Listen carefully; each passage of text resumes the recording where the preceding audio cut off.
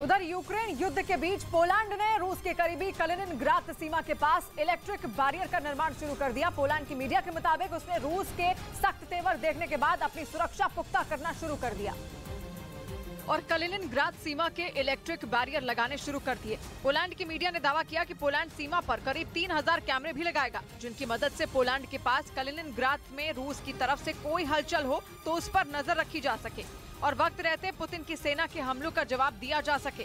असल में Poland NATO का सदस्य देश है और पुतिन उसे कई बार हमले की धमकी दे चुके हैं। इसी वजह से पोलैंड को ये डर सता रहा है कि कभी भी रूस की सेना उस पर धावा बोल सकती है और पश्चिमी मीडिया का दावा है कि इसीलिए उसने रूस के हमलों से निपटने के लिए अपनी तैयारियां तेज कर दी और इसके लिए हाल ही में रूस को अपनी ताकत दिखाने के लिए पोलैंड ने अमेरिका के साथ मिलकर उसकी सीमा के पास सैन्य अभ्यास भी किया था, जिससे रूस भड़क गया। इसीलिए पोलैंड को डर सता रहा है कि कहीं रूस के सैनिक घुसपैठ कर उसके इलाके में हमला न कर दें।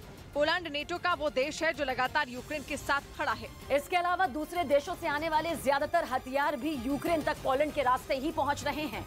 इसीलिए रूस यूक्रेन के साथ पोलैंड को भी अपना दुश्मन मानता है। इसी को ध्यान में रखते हुए पोलैंड अपनी सीमाओं को और मजबूत करने में लग गया, क्योंकि कलिनिनग्राद की सीमाएं पोलैंड और लिथुआनिया से जुड़ी हैं और इसी कलिनिनग्राद में रूस के कई परमाणु हथियार तैनात हैं। यही नहीं, कलिनिनग्राद और पोलैंड के बीच 250 किलोमीटर से लंबी सीमा है। ऐसे में दावा किया गया कि पोलैंड की मुश्किलें बढ़ी हुई हैं, इसीलिए वो उस सीमा पर इलेक्ट्रिक बैरियर लगाने में जुट गया।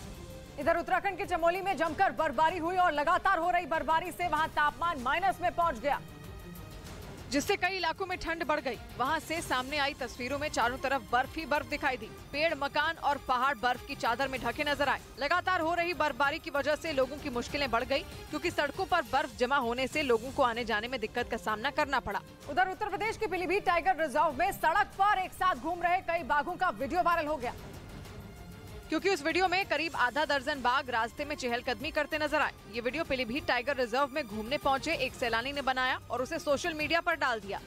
इस बीच पश्चिमी मीडिया ने दावा किया कि यूक्रेन में मरीजों पर दवाएं बेअसर होने लगी हैं। इसकी सबसे बड़ी वजह रूस और यूक्रेन के युद्ध को माना जा रहा है, क्योंकि दावा किया जा रहा है कि रूस की तरफ से हो रही ताबड़तोड़ बमबारी और घातक हमलों की वजह से वहां कई खतरनाक केमिकल फैल गए, जिसकी वजह से लोगों पर दवाओं का असर ही नहीं हो रहा। ये बात तब पता चली जब रूस के हमलों से यूक्रेन के कई सैनिकों और नागरिकों को अस्पताल में भर्ती कराया गया, लेकिन जब उन्हें दवाएं दी गई तो उन पर कोई असर ही नहीं हुआ। पश्चिमी मीडिया का दावा है कि उन लोगों के अंदर खतरनाक केमिकल पहुंच गए, जिसकी वजह से छोटे से छोटा जख्म भी ठीक नहीं हो पा रहा। ये भी दावा किया गया कि बाद में कुछ मरीजों को इलाज के लिए जर्मनी भी भेजा गया, लेकिन उन पर वहाँ भी दवाएं बेअसर रही।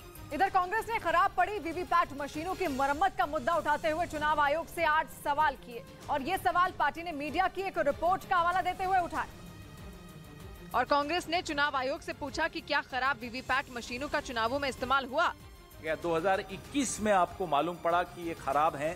कांग्रेस ने आरोप लगाया तो बीजेपी ने भी पलटवार करने में देर नहीं लगाई। जब वो जीतते हैं तो कहते हैं कि सब कुछ ठीक है, लेकिन हारते हैं तो वो ठेकरा ईवीएम पे फोड़ते हैं। असल में एक रिपोर्ट में 6,50,000 खराब वीवीपैट की मरम्मत का जिक्र किया गया था और इसी को आधार बनाकर कांग्रेस ने ये सवाल उठाए।